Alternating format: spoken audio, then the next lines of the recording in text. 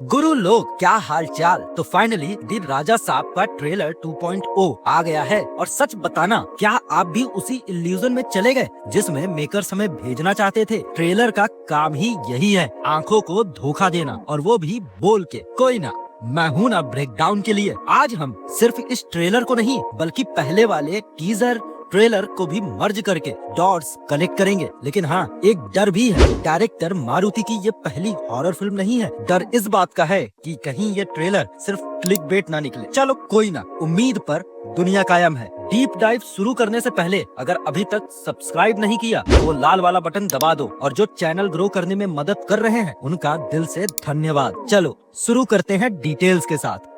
सबसे पहले इस फिल्म के कोर को समझना जरूरी है। Illusion, trance and hypnosis. देखो, इल्यूजन और हेल्यूसिनेशन में एक बेसिक फर्क होता है। इल्यूजन में चीज वहाँ मौजूद होती है लेकिन उसका मतलब बदल जाता है। हिप्नोसिस में इंसान का फोकस इतना नैरो कर दिया जाता है कि बाकी सब इररिलेवेंट हो जाता है। ट्रेलर में आपने महल का आर्किटेक्चर, पेंटिंग्स और सिंबल्स देखे। वो सिर्फ सजावट नहीं है, वो साफ दिखा रहे हैं कि कैसे रिपीटेटिव पैटर्न और सिमेट्री दिमाग को धीरे धीरे ट्रांस स्टेट में ले जाते हैं। और ट्रांस का मतलब ये नहीं कि इंसान सो गया, इसका मतलब है कि उसका कॉन्शियस दिमाग सो गया और वो सब कॉन्शियस पैटर्न पे चलने लगा। अब इस बात को अप्लाई करते हैं कहानी पर। ट्रेलर की शुरुआत प्रभास के एक डायलॉग से होती है। दादी माँ, तुझे सब कुछ भूलने की बीमारी है पर तू उस आदमी को कभी भूलती नहीं। यहाँ एक बहुत बड़ा क्लू है जो लोगों ने मिस कर दिया। अगर दादी को मेमोरी लॉस है तो वो कोर मेमोरी क्यों बची है? क्योंकि वो एक ट्रॉमा है।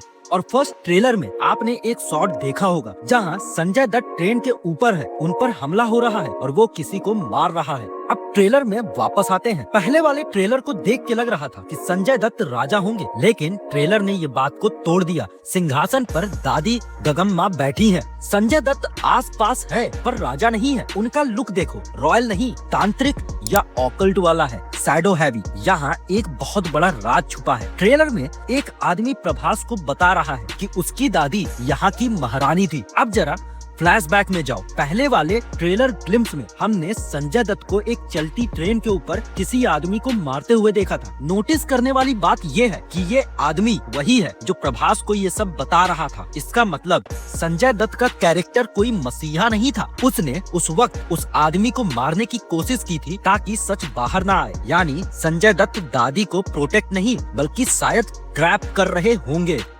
अब बात करते हैं उस पॉइंट की जो इस फिल्म का गेम चेंजर हो सकता है, बोमन ईरानी की। फिल्म सिनॉप्सिस कह रहे हैं ये केयर टेकर है, पर मुझे लगता है वो उससे कहीं ज्यादा है। आर्किटेक्चर और पेंटिंग्स की मदद से किसी को भी ट्रांस में ले जाया जा सकता है।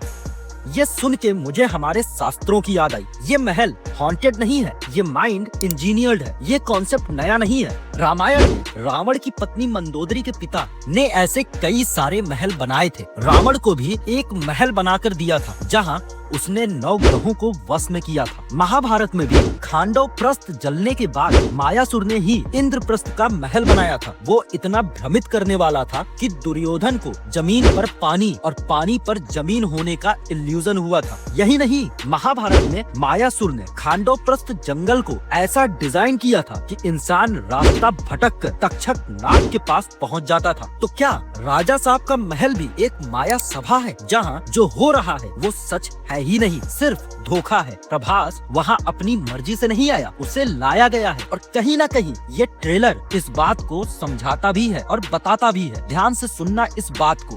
अब जाके मिला, आखिर तू मेरे जाल फंस गया।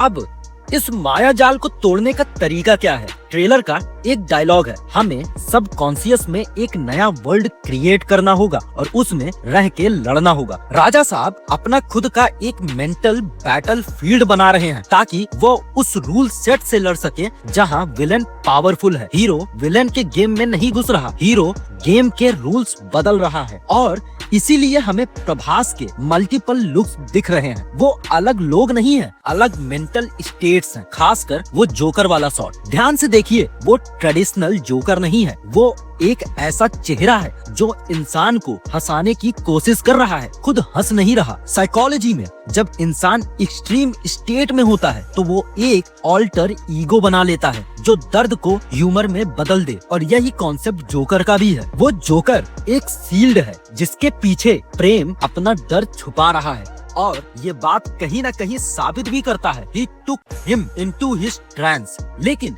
एक चीज जो सब मिस कर रहे हैं वो है कि प्रभास के माँ बाप कहाँ हैं। ट्रेलर में उनका कोई जिक्र नहीं है। इमोशनल एंकर सिर्फ दादी है। ये एब्सेंस रैंडम नहीं हो सकती। प्रभास का character is a mystery total. कहानी का सबसे बड़ा ट्विस्ट शायद यही हो, और हम संजय दत्त को विलन समझ रहे हैं, पर क्या पता वो भी किसी और बड़ी फोर्स का मोहरा हो। इल्यूजन के अंदर इल्यूजन। तो भाई, ये थी राजा साहब 2.0 की रियल डिकोडिंग। कहानी ग्रीड से शुरू होगी और शायद ग्रीड पर ही खत्म। ये डिकोडिंग एक थ्योरी है। हो सकता है ये ट्रेलर फिर से हमें चकमा दे दे, और मुझे वो वाइब आ भी रही है, क्योंकि डायरेक्टर साहब का ग्राफ विद हॉरर यही दिखाता है। लेकिन अगर ये सब सच हुआ तो ये फिल्म जेन्युइनली कुछ नया करेगी। असली सच पता चलेगा 9 जनवरी को। अगर ये डीप डाइव मायासुर वाली थ्योरी पसंद आई हो तो लाइक मार दो, और हाँ, सब्सक्राइब करना मत भूलना। मिलते हैं नेक्स्ट वीडियो में नए साल पे। Happy new year to all of you. Till then keep watching, keep